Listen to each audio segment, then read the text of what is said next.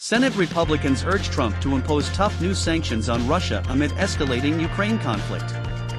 Senate Republicans are pressing President Donald Trump to translate his recent sharp criticisms of Russian President Vladimir Putin into decisive action by imposing stronger sanctions on Russia.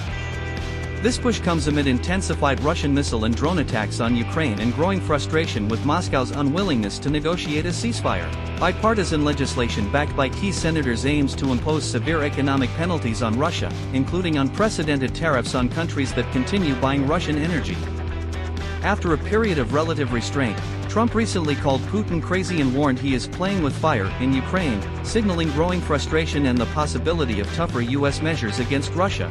Senator Chuck Grassley, Republican Iowa, publicly urged Trump to impose sanctions strong enough so Putin knows game over, comparing the need for sanctions on Russia to Trump's strict stance on federal funding for Harvard University.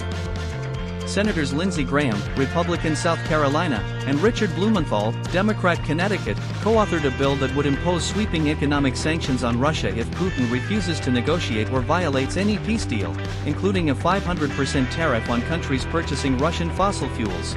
Thune expressed readiness to bring the sanctions bill to the Senate floor, emphasizing cooperation with the White House on timing and implementation, while facing pressure from hawkish Republicans to act swiftly. Russia's former president Dmitry Medvedev mocked Trump's warnings, cautioning that the really bad thing would be World War III, underscoring Moscow's defiance despite escalating attacks on Kiev.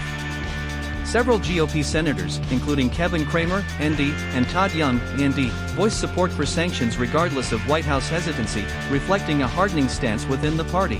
The proposed 500% tariffs on Russian energy imports risk significant economic fallout for European countries heavily reliant on Russian oil and gas, complicating international coordination. While the Senate bill enjoys broad bipartisan backing, the corresponding measure in the House has seen limited support, making legislative passage more challenging.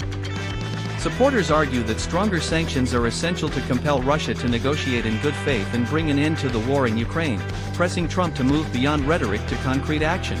The growing push by Senate Republicans to impose tough sanctions on Russia reflects a shift toward a more hawkish U.S. posture amid ongoing conflict in Ukraine, testing President Trump's willingness to escalate economic pressure on Moscow despite concerns over diplomatic negotiations and global economic repercussions.